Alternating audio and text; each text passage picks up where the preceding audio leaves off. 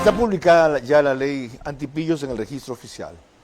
El Ejecutivo lo hizo en ejercicio de una facultad ligada a la Constitución, cuyo incumplimiento a lo largo de 30 días por parte de la Asamblea, al no discutir en ese término, aprobar, rechazar, etcétera, una ley económica urgente, sino que optar en ese caso por hacer prevalecer un artículo de la Ley Orgánica de la Función Judicial que le permite a las leyes en primer debate archivarlas, ha tomado una actitud, dice el Ejecutivo, acorde a la Constitución porque ha sido contraria a ella la Asamblea, al hacer prevalecer una ley por sobre una disposición de la Constitución. Y la Asamblea se justifica en que esa ley se ha venido aplicando sin que nadie tenga problemas desde 2009. Es más, hoy abundaban los argumentos en el propio presidente, había votado en casos similares, por lo que ahora está condenando como jefe de Estado. ¿Quién tiene la razón? Nada mejor que pedirle la opinión a un versado constitucionalista muy distante de la polémica ideológica y partidista y muy cercano a lo que es una cabal interpretación de la Constitución, el doctor Miguel Hernández. Con él nos ocuparemos de ese tema la próxima hora.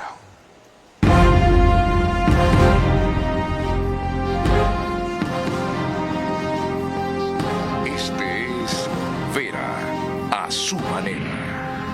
Un comunicador que desde 1975 ha sacudido la televisión con formatos y estilos polémicos, sin ocultar sus simpatías ni jactarse de objetividad, pues el periodismo de opinión siempre asume una posición. Bienvenidos a coincidir o discrepar con Vera a su manera. Opinión con propósito. Democracia.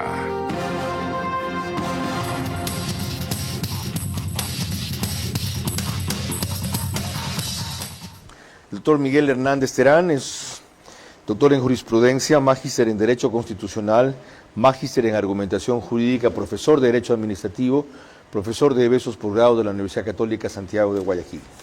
Lo conocí y se lo recordé una vez en las constantes discusiones que él sostenía cuando era director jurídico de la Alcaldía de Guayaquil con el alcalde Jaime Nebot.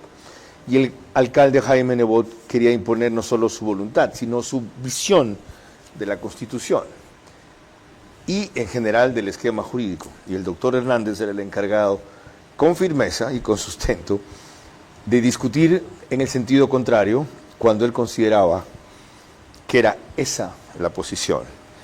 Bienvenido, doctor. Gracias por acompañarnos. El tema está planteado. ¿Por qué usted cree que el Ejecutivo sí ha procedido constitucionalmente en este tema? Sí, cómo no. Mire, hay que ver el tema con un lente bastante global, ¿no? Los proyectos económicos urgentes tienen, según la función legislativa, un papel fundamental. Es la definición de aspectos sustanciales de la política económica en orden a lograr la estabilidad de las finanzas públicas y para enfrentar problemas económicos. Le digo, acuciantes, apremiantes. Entonces, usted trata el tema de políticas económicas de fondo y enfrenta problemas económicos evidentemente de gravedad. Esto es propio de un régimen, por supuesto, presidencialista. Entonces, si este proyecto, los proyectos económicos urgentes son tan importantes, la democracia exige el agotamiento de su tratamiento completo, ¿ok? Entonces, el régimen democrático, la deliberación legislativa tiene que empezar y agotarse. Entonces, es verdad que la Constitución dice que en este tratamiento se adoptará el régimen ordinario, salvo el tema de los plazos. No se discute. Pero usted tiene que pensar, por un lado, un poquito literalmente, pero tiene que ver la razón y la filosofía, como lo ha hecho varias veces la Corte Constitucional. ¿Qué quiero decir con esto? Que la facultad de la Asamblea de archivar un proyecto de ley en el primer debate es una facultad racional, lógica, pero el sentido común dice que en un tema gravitante para lo de fondo económico y para efectos de solucionar problemas económicos de gran nivel, no tiene sentido que sea aplicable esa norma a un tema de esta gravedad. Le voy a contar dos cosas. Sí. No tiene sentido, dice usted, o la lógica impone, dice que, es decir, el espíritu del legislador al hacer esa disposición, pero no hay una norma constitucional que específicamente lo prohíba, y de eso se agarra la Asamblea. Ya. Fíjate lo que dice Hernández, me dice. Él habla de un marco teórico conceptual, pero que no está aquí. Ya, está bien, no es un tema, digo, preciso, no tiene sentido jurídico hacerlo. Y fíjese que es la misma lógica. Pero esa es su interpretación. Es la eso misma, no es su interpretación. Sí. La de que la no tiene sentido jurídico. No, claro, esa es mi interpretación, pero déjenme decir algo más. Es lógico que un tema de esta gravedad se apruebe, se niegue o se modifique, como los tratados internacionales. Desde luego. Se aprueban o se niegan. Es decir, si la Asamblea quiere archivarlo, por lo que usted me dice, dada la importancia y el carácter de la ley, que lo archive, pero agote los dos debates. Está bien, yo creo que la democracia deliberativa exige el agotamiento total. Entonces, evidentemente que es un tema de discusión y un tema relevante, porque tenemos un texto de la Constitución, pero hay casos en que la Corte Constitucional, por ejemplo, cuando la Constitución dice que los proyectos que afectan el gasto público son de iniciativa exclusiva del presidente, la Corte llegó a aceptar que eso hay que interpretarlo en clave de derechos y se aprobó el financiamiento, la aprobación de una ley que aumentó el salario de los profesores, no obstante que no tenía financiamiento original. ¿Y en este caso específicamente hay jurisprudencia que vaya en el sentido que usted anota? Bueno, esto no se ha vivido antes en realidad. En algún momento los conflictos pasan y mire, hay que ver, digamos, positivamente este conflicto. ¿Por qué? Porque ¿cómo interviene la Corte Constitucional si el presidente no publica la ley? Hubiera quedado un debate teórico, correcto, el texto de la norma, pero este conflicto tenía que aterrizar con la publicación. Ahora sí, la Asamblea va a plantear la inconstitucionalidad, evidentemente por la forma del proyecto, porque según la Asamblea, con sus razones, por supuesto, respetables, dice que el tema no debió pasar. Pero tenía que suceder el conflicto a nivel de la publicación. Ok. Y a la vez, ¿para eso tiene un plazo la Corte Constitucional? Bueno, en las acciones de inconstitucionalidad no hay tiempo. No hay tiempo. O sea, es lógico ¿puede que entender que es urgente y en una semana pronunciarse como en 6 meses no hacerlo? El tiempo para presentar no existe. Pero evidentemente por la relevancia hay un reglamento que dice que se puede saltar el orden del despacho de los casos por la relevancia. Okay. Bueno, bien sentado ese presente y en buena hora. Tiene las dos cosas que dijo el doctor Hernández, lógica y sentido. ¿Ya? El procedimiento de la Asamblea ha ido contra la lógica y el sentido. ¿Ha ido también contra la ley? O contra la Constitución, lo exploraremos enseguida. Antes permítanme recordarle que nos pueden seguir por Facebook y YouTube, de ver a su manera. Estamos también en Extreme TV Cable de Canal 15, Vito TV, que es 709 en alta definición. DirecTV, el canal es 194. Nos pueden seguir allí por Manavisión. ¿Me toca radios? No, RTU. Es que no está María Clara. ¿Ya? En RTU, ¿verdad? Es DirecTV 177, CNT 12, TV Cable 69, Claro TV 30 y Cable Unión 99. Le atiné a los 5. Nada. Siempre, ¿no? Ya, tienes que ponerme más cerca ese monitor. Radio 101.3 FM, Radio Centro, en audio y en imagen para sus plataformas digitales. Candela con K, 89.3 FM. Desde Puerto Viejo para todo Manabí y en Riobamba también es 89.3 FM, pero corresponde a La Bonita del centro del país. Desde allí para Chimborazo, Cotopaxi y Tungurahua. Quito 101.7 FM Radio Sucesos, líder en información en la capital de la República. Vean cómo Patricio Díaz de Coavisa nos actualiza respecto a cómo está este tema. La Asamblea en primer debate archivó la ley para el combate del lavado de activos el pasado 27 de noviembre. El Ejecutivo cuestionó la decisión insistiendo en que debía tramitarse en 2 debates. Por lo que, considerando que el Legislativo no cumplió, dispuso este lunes la publicación de la norma en el registro oficial por Ministerio de la Ley. ¿Qué estamos firmando, presidente? La ley antipillos. ¿Y quiénes son los únicos que se oponen a la ley antipillos? Pillos. El Parlamento calificó la decisión como un apagón jurídico y pidió al registro oficial no publicar el decreto. Además, anuncian que tomarán medidas. Según el secretario de la Función, Alejandro Muñoz, lo idóneo es una acción de inconstitucionalidad ante la Corte Constitucional. Considera que la Carta Magna sí permite archivar una norma en primer debate, aunque sea económica urgente. Otra de las opciones que analiza el Parlamento es presentar una denuncia penal. Para las autoridades legislativas, el Ejecutivo cayó en arrogación de funciones. La Constitución no dice que el presidente puede emitir un decreto de ley porque le da la gana o porque piensa que se ha hecho mal un procedimiento. Solamente puede hacer lo que está escrito. Entonces, arrogarse funciones, eso está más que claro. En el oficialismo defienden la constitucionalidad del decreto del presidente. Natalie Farinango dice que se advirtió a los legisladores de la ilegalidad de archivar la ley en primer debate. Y ahora son responsables del problema jurídico existente. Actuaron de manera irresponsable.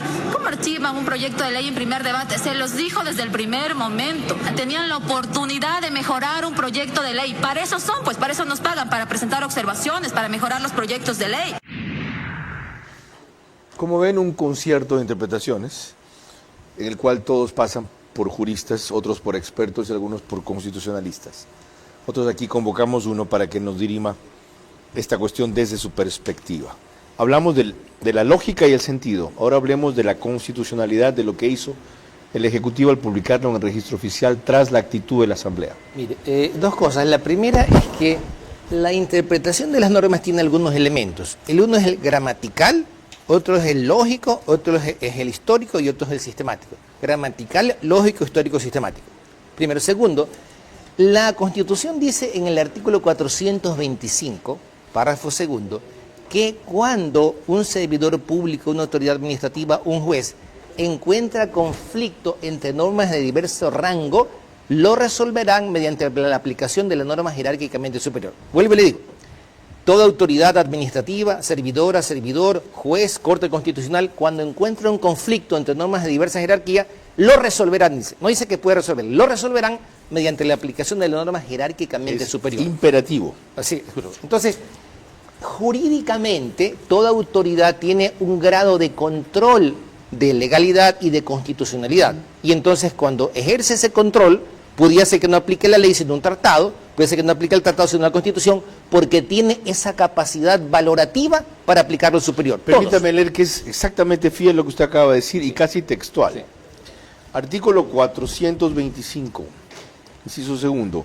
En caso de conflicto entre normas de distinta jerarquía, la Corte Constitucional, las juezas y jueces, autoridades administrativas y servidoras y servidores públicos lo resolverán mediante la aplicación de la norma jerárquica superior. Sí. Okay. Entonces, si el presidente encuentra un conflicto, tiene el deber de resolverlo en lo pertinente. ¿Cómo se resuelve esta faceta? Publicándolo. Se traba el conflicto y va a dar a la Corte Constitucional. Es decir, toda autoridad tiene un grado de ser garante del ordenamiento. El artículo 3, numeral 4 dice que el Estado garantiza el ordenamiento jurídico. Y ese papel le corresponde al juez, a la autoridad, al servidor y por supuesto a la Asamblea y al presidente. Ok, veamos una opinión distinta. No? O por lo menos yo creo que es distinta. Pedro Valverde, bienvenido, abogado, constitucionalista también, articulista de El Universo. ¿Por qué, en su opinión, de lo que ha auscultado, abogado, lo hecho por el Ejecutivo es contrario a la Constitución y no debió publicarse en el registro oficial? La primera ni la última ocasión en que la Asamblea y el Poder Ejecutivo chocan, es natural. La única manera que ello no ocurra es cuando el Ejecutivo controla la mayoría de la Asamblea, y cuando eso ha ocurrido nos hemos quejado. Recordemos la famosa planadora que tuvo Yamil Maguad y no digamos la Asamblea de Rafael Correa liderada por sus diosas del Olimpo. Así es que esto es natural. En cuanto a la pregunta, yo considero que la decisión tomada por la Asamblea, guste o no nos guste, buena o mala, es una decisión que se presume legal, la legalidad se presume de este tipo de actos, y si el presidente de pronto tiene sus buenos argumentos de creer que no podía haber terminado el tratamiento de la ley en un solo debate, tenía que haber ido ante la Corte Constitucional para cuestionar la constitucionalidad de lo decidido por la Asamblea. Yo creo que está mal que haya optado por desconocerlo, actuado por la Asamblea y pues, publicarle a él por su cuenta. Porque esto genera un roce mucho mayor y sobre todo genera incertidumbre en la ciudadanía respecto de qué es lo que realmente debe respetarse, qué es lo que está vigente o no está vigente. Y sobre todo se arriesga a que la Corte Constitucional le dé la razón a la Asamblea, lo cual generaría una gran inseguridad jurídica. Creo que este tipo de temas deben ser meditados con más calma. Pero si a juicio del Ejecutivo otra vez, la Asamblea procedió ilegalmente al establecer el archivo antes del primer debate y tenemos este argumento que adicionalmente acaba de exponer aquí el doctor Miguel Hernández, corresponde a toda autoridad hacer prevalecer la norma jerárquicamente superior, ¿por qué no habría de publicarla el gobierno en el registro oficial? Porque los actos de las autoridades públicas por ley se presumen válidos, legítimos y exigibles. Entonces, si la Asamblea tomó esa decisión y esa decisión adolecía algún vicio a criterio del Ejecutivo, tenía que ir por el camino previsto en la ley para cuestionar, para impugnar y para quitarle vigencia a ese acto. La solución no es tener dos actos paralelos, porque yo creo que genera más confusión y enreda mucho más el tema. Pero bueno, eso es mi punto de vista. Seguramente el presidente tiene alrededor un equipo de abogados valiosos que le deben haber aconsejado tomar ese camino. A mí me parece que es un camino confuso, un camino que genera caos y que pone otra vez más en riesgo la credibilidad del gobierno en cuanto a este tipo de decisiones, porque si la Corte Constitucional, por alguna razón, le da razón a la Asamblea Nacional, va a quedar, creo, muy mal parado la posición del Ejecutivo. Una última cuestión, abogado Pedro Valverde. Tras lo ocurrido, usted estará al tanto de que algunos juristas han dicho que se constituye, se consagra no solo un régimen autoritario, sino una dictadura en el Ecuador. ¿Cómo enfrentar esa dictadura en adelante? No, yo no creo que estamos frente a una dictadura, ni mucho menos. Pienso que no nos olvidemos que desde la vigencia de la Constitución del 2008, empujada por la Revolución Ciudadana, creó una presidencia muy fuerte. Ya de por sí la presidencia es muy fuerte, tiene mucho poder, lo cual en cierta medida está bien porque le permite gobernar, pero también eso hace que el Ejecutivo sienta, y no me refiero al presidente Noboa, en general, que el Ejecutivo sienta que tiene un poder a veces mayor que el que realmente tiene. Entonces, en esta disputa, en esta pugna, en esta necesidad de sacar adelante su hoja de ruta, a veces se dan excesos. A veces se dan excesos. Yo creo que esto, más que un acto dictatorial, es una estrategia jurídica que ha tomado el Ejecutivo en cuanto a este tema. Pero creo que, como lo dije hace un momento, creo que es una estrategia que, lejos de resolver el problema, lo complica más y genera incertidumbre para los ciudadanos y en general genera un problema de seguridad jurídica también en materia tributaria, sobre todo porque lo de fondo aquí es que hay una disputa por un tema tributario que ha sido, de lo que yo he podido leer, la principal razón por la que el legislativo ha decidido no avanzar en el proyecto del Ejecutivo. Muy amable, gracias, abogado Pedro Valverde. Hay otro elemento adicional ahí, doctor Hernández. Si el Ejecutivo estaba inconforme y tenía una visión distinta, lo que debió haber ido es acudir con una acción o a un reclamo, una demanda de inconstitucionalidad a la Corte. ¿Por? Está bien lo que dice, la reflexión de Pedro Valverde es válida, pero déjeme decir lo siguiente. Lo que está en juego es la vigencia o no de la ley. Tras una filosofía, en mi opinión, la intención del legislador en esa norma excepcional, que da un tratamiento excepcional, es que la Asamblea agote la discusión. Me parece que esa es la finalidad. Y cuando esto se interrumpe... Así es. Y en menos tiempo. La única diferencia es que sea en 30 días. Escuche, cuando esto se interrumpe y se archiva, entonces la Corte no va a conocer sobre el archivo, va a conocer sobre el problema de la vigencia o no de la ley en función del procedimiento equivocado. No, ojo. Opina sobre si es posible la vigencia o no de la ley sobre la base del procedimiento. Eso se pronuncia, porque la Corte no conoce, no resuelve sobre archivos de leyes. Correcto. ¿Me Qué entiende? bien. Muy claro.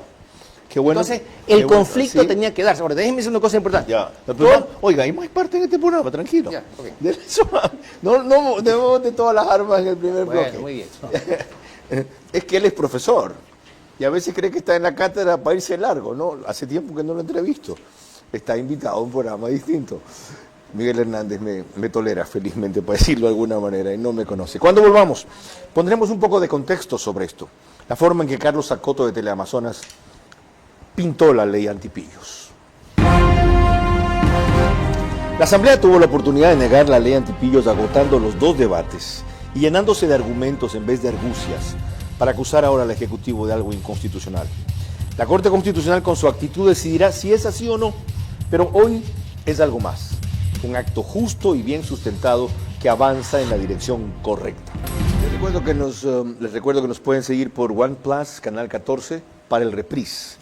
El mismo número en las 3 cableras que lo reproducen, Extreme TV Cable, CNT, Claro TV. Aparte de Zapping, no había visto eso. Qué bien, 4. Es el canal que va a transmitir, la aplicación que va a transmitir la final del fútbol el sábado. En el periódico digital Ecuador en Vivo sacan un resumen en su portal de noticias y página principal, apenas concluye. Permítanme recordarles que esta campaña, cuando ustedes ven aquí esta escarapela, es porque impulso aquello de que sin donantes no hay trasplantes. Por favor, a quienes han quedado en donar su corazón, permitan que cuando fallezcan sus familiares, o permitan sus familiares que cuando fallezca, se lo pueda extraer. Esto me lo recordó la cirujana cardiovascular Mónica Gilbert, que quisiera hacer más de 36 trasplantes que ha hecho hasta ahora en 3 años, pero esta circunstancia se lo impide.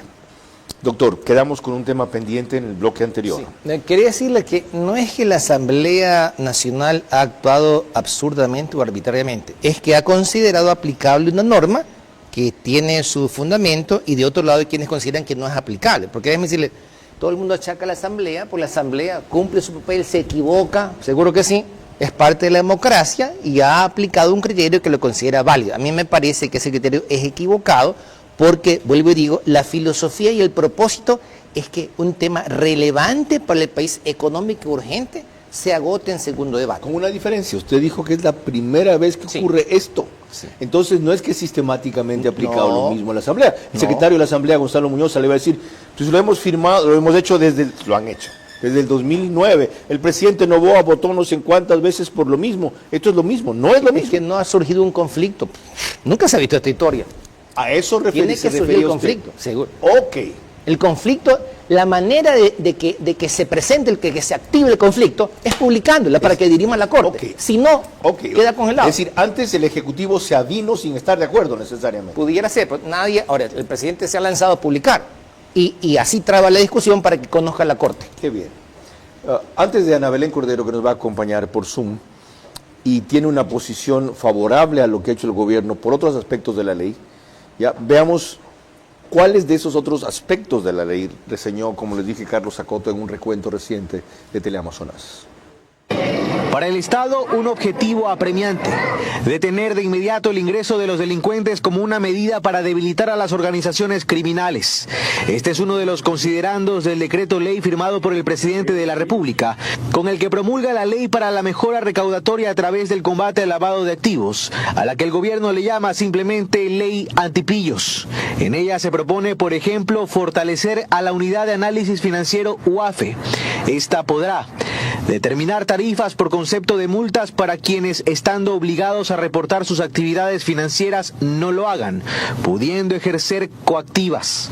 Solicitar el congelamiento de fondos en caso de advertir operaciones sospechosas como una medida cautelar. Compartir información de estas operaciones con Fiscalía y Procuraduría, que podrán ejercer mecanismos de extinción de dominio. Además, por considerar que son 2 sectores apetecidos por redes de lavado de activos, la normativa define impuestos para los negocios de compra y venta de vehículos usados y reglamentos para equipos deportivos. Para el primero se plantea un impuesto progresivo que no supere el 5% del valor del vehículo y deberá ser pagado por quien lo compra, en tanto que los clubes deportivos podrán adoptar la figura de sociedades anónimas deportivas y la liga a la que pertenezcan deberá establecer medidas de control sobre sus obligaciones tributarias, laborales y financieras. Y se prohíbe la participación societaria, accionaria o de administración de una persona natural o jurídica en más de una sociedad anónima deportiva dentro de un mismo deporte. A decir del Ejecutivo, formalizando estos sectores económicos se facilita el control antidelincuencial y también el pago de impuestos. Ana Belén Cordero, bienvenida.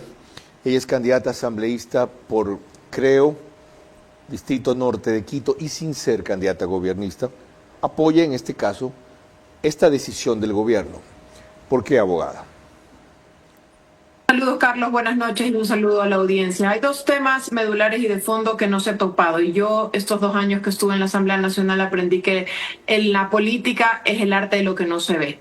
El primero, el tema de que este proyecto de ley llamado Antipillos devuelve nuevamente las facultades técnicas de nominación y designación del titular de la UAFE. Recordemos que en la ley de lavado de activos que se aprobó hace un par de meses, volvieron a una nominación de índole política al titular de la UAFE y eso es sumamente peligroso.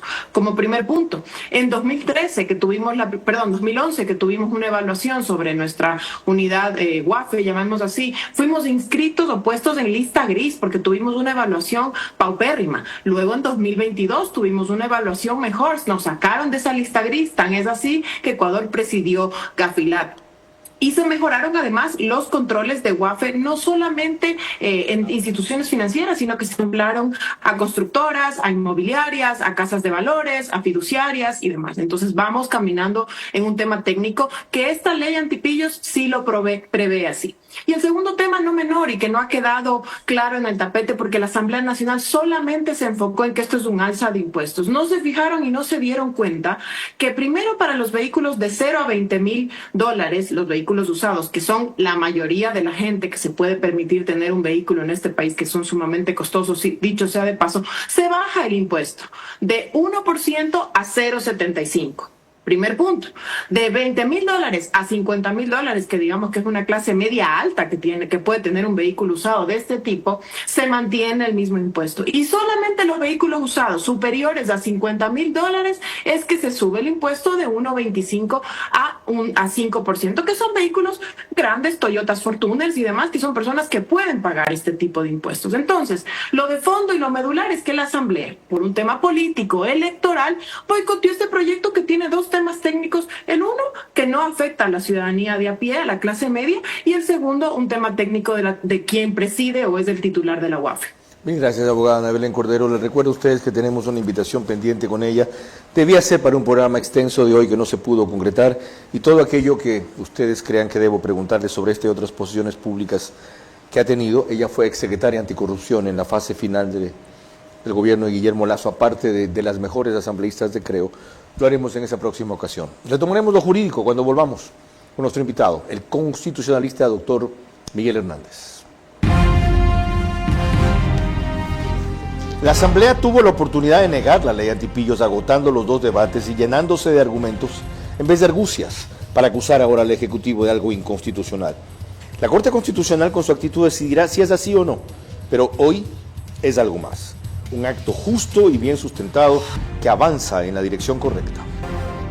Les recuerdo que nos pueden seguir en Estados Unidos por Macro Digital, una cablera que tiene gran cantidad de suscriptores ecuatorianos.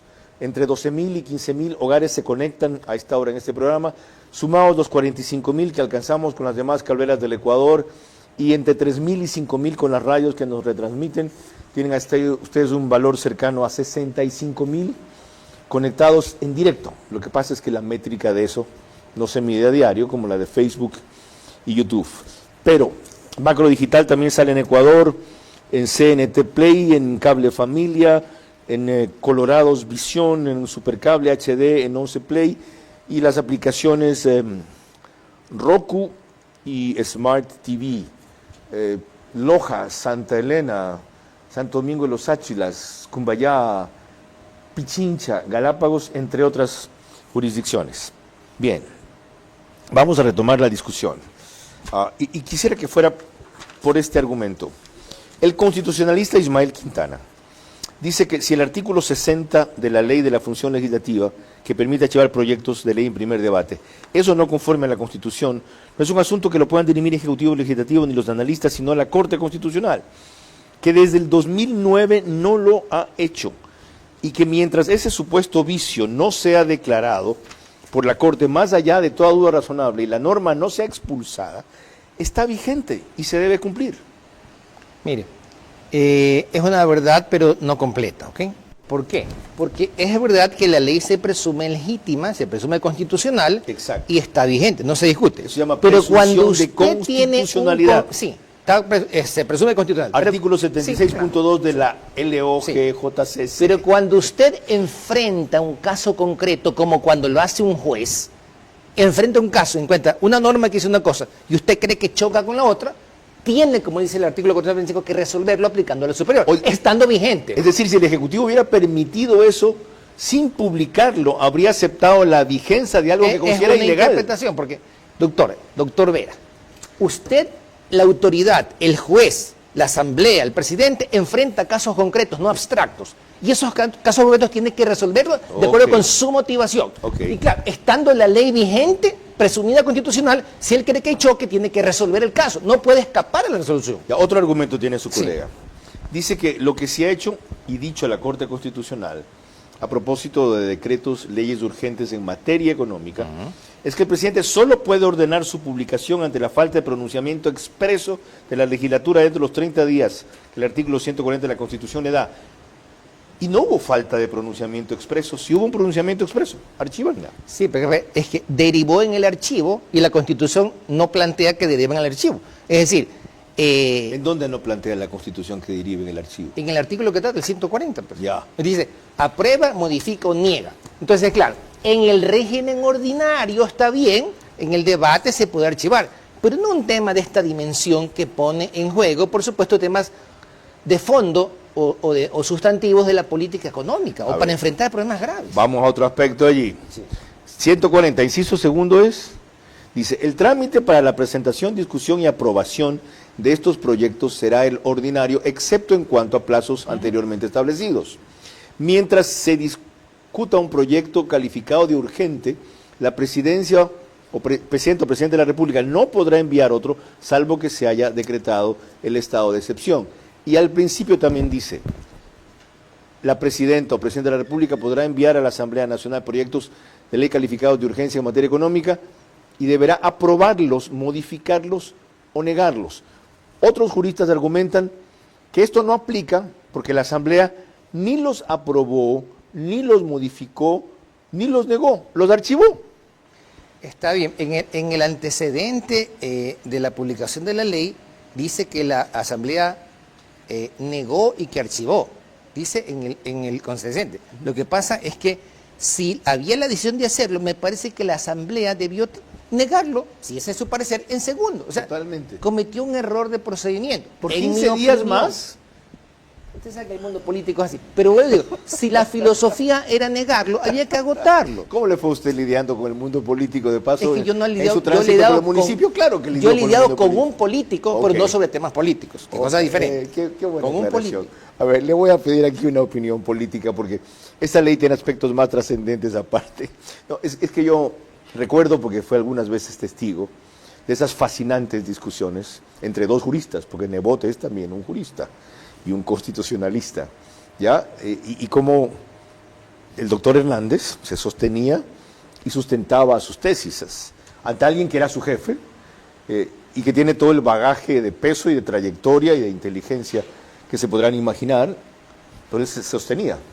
Ahí le tomé mucho respeto y admiración, que lo creo evidente, sin que yo piense similar con él, de paso. O sea, tener un director jurídico como él es muy complicado, porque es muy ceñido al tenor y al sentido de la ley, y además es un hombre muy firme en sus convicciones. Disculpen la digresión. Vean, quiero una opinión sobre temas de fondo de la ley que expresó y defendió aquí José Julio Neira, secretario de Integridad, el domingo pasado. ¿Por qué la ley antipillos es tan importante para el gobierno que está tratando de combatir el crimen organizado y por qué no la apoya la Asamblea? Hay tres puntos que son muy importantes que te quiero hacer hincapié. El primero es la medida cautelar preventiva que está alineada a la recomendación 4 del GAFI, es decir, la mayoría de las UAFES a nivel global tienen esta medida preventiva cautelar porque es una recomendación global. ¿Qué hace esto? Permite el congelamiento de fondos cuando existe la sospecha de lavado de activos, que lo que nosotros estábamos tratando de aplicar es que es una medida cautelar administrativa que se da un juez. Hay un proceso de congelarían los fondos? A los que están cometiendo el lavado de activos. Es decir, en este caso, al que tiene el patio de ventas de vehículos usados. O sea, sería todos los sujetos obligados que tenemos registrado en el país. De buena o de mala fe, y el que lo vende. O sea, en realidad si tenemos un reporte de operaciones sospechosas, para fortalecer a la UAFE queremos tener medidas cautelares preventivas para evitar que el dinero salga de las cuentas.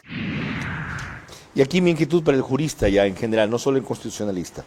Hay quienes dicen que esta medida es muy peligrosa, que antes esto solo se podía hacer tras una sentencia, y quienes defienden este cambio, esta medida cautelar preventiva en que se le pueda congelar fondos a alguien ante la mera sospecha de lavado de activos, ¿ya?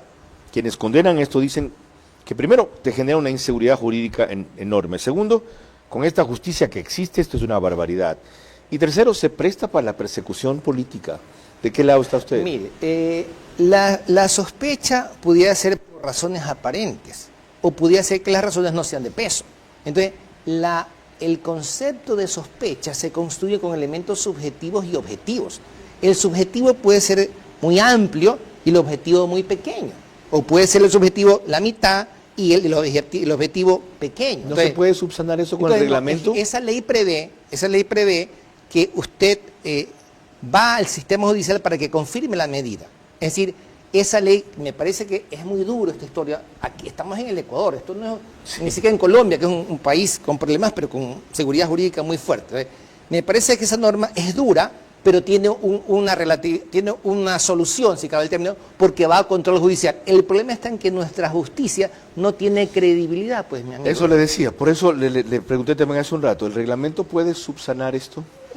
Algo puede ayudar, pero no puede contradecir la ley ni alterar sus prescripciones, dice la Constitución. Ok, con más. Y el doctor Miguel Hernández, constitucionalista, lo vemos enseguida.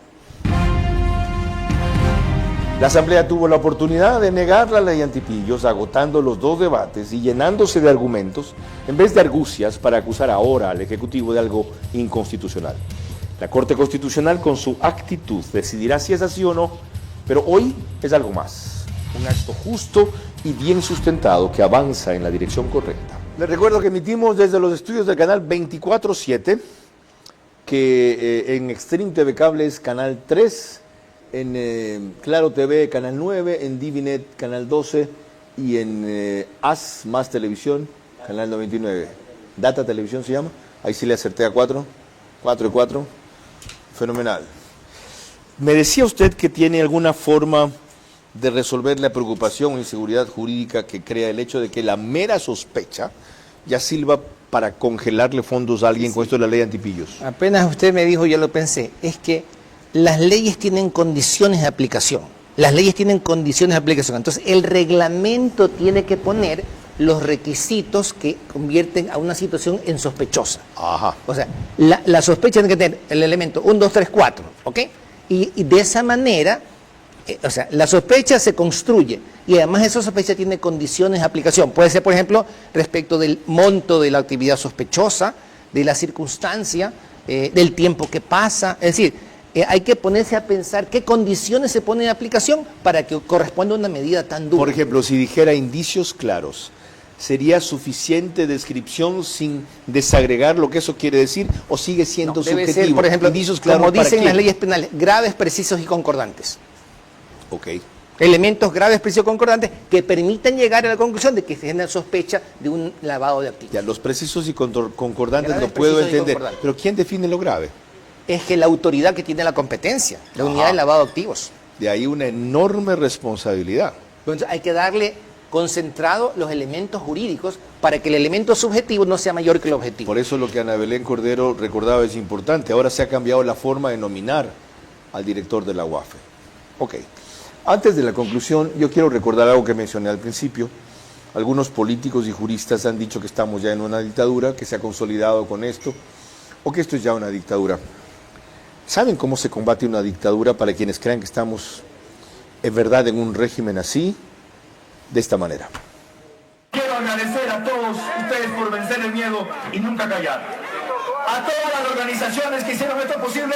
¿Saben cuánto me demoré en Guayaquil? 24 horas. ¿Saben cuánto me demoré en Quito? 2 horas. Por eso no supe que aquí iba a ser más. 2 horas. 2 horas. En 2 horas, después de la convocatoria, en 2 horas tuve lo que no tenía. Ninguna ley puede ser buena de una mentalidad que dice que a la prensa la va a destruir o que no va a parar hasta destruir a la prensa libre e independiente. Nada bueno de allí puede salir. La única salida decente, si les queda algo de vergüenza, como dijo César Montúfar, es archivar la ley de comunicación.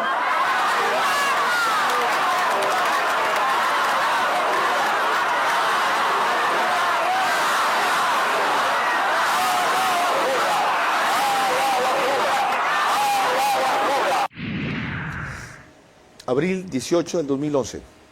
Así se combatió una dictadura, en las calles, con manifestaciones pacíficas y democráticas, desde luego cuando dejé el periodismo para entrar en el activismo político. Yo sí lo hice, con todos los riesgos y vejámenes que eso supuso entonces y sigue suponiendo hasta ahora. Exhorto a los valientes y diligentes que ahora creen aquello a hacer lo mismo. Convoquen a manifestaciones públicas y pacíficas denunciando y combatiendo una dictadura sin que en verdad esa se ha instaurado aquí. ¿Y saben qué? 7 días antes, Jaime Nebot había hecho una igual, desde luego multitudinaria, en Guayaquil, el 11 de abril del 2011. Quieren combatir una dictadura en las calles. Corran los riesgos. Dejen el aparatito donde una cantidad de cobardes se han refugiado. La Asamblea tuvo la oportunidad de negar la ley antipillos, agotando los dos debates y llenándose de argumentos en vez de argucias para acusar ahora al Ejecutivo de algo inconstitucional.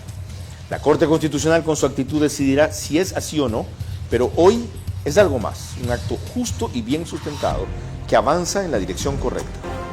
Con una reflexión final de nuestro invitado, el constitucionalista doctor Miguel Hernández, concluimos. Sí, bueno, mire, estos conflictos se presentan en la democracia y en algún momento los conflictos tienen que activarse. Y si lo vemos a largo plazo, lo que diría la Corte va a servir para que esos problemas no se repitan y se decida si es que cabe el archivo o no. Así que hay que ver las cosas en perspectiva. Hay una efervescencia del momento, pero después pasa. Esto pasa a ser un expediente y viene el criterio dirimente de la Corte. Asimismo en la vida del derecho y la vida de la política. Doctor Miguel Hernández, gracias por su serenidad y su ilustración. Ha sido ventajoso que se trabe la litis, para usar el lenguaje de los profesores de Derecho, porque de aquello va a salir algo positivo y esclarecedor para el futuro. Esa es la conclusión del doctor Miguel Hernández. A eso solo tengo que añadir que debe darse en el país con urgencia un debate más allá de lo jurídico y constitucional, porque esta ley reforma la Ley Orgánica de Transporte Terrestre, el Código Integral Penal, el Código Orgánico Monetario y Financiero y tiene que ver con el fútbol, como vimos en el reportaje de Carlos Acoto, y con el lavado de activos. Entonces vamos a discutir más allá de la superficie sin menospreciar la constitucionalidad, porque el objetivo principal que se busca debe salvarse. Y es tan solo uno de los múltiples instrumentos para combatir un problema muy complejo y muy amplio, como es el lavado de activos. Hasta mañana.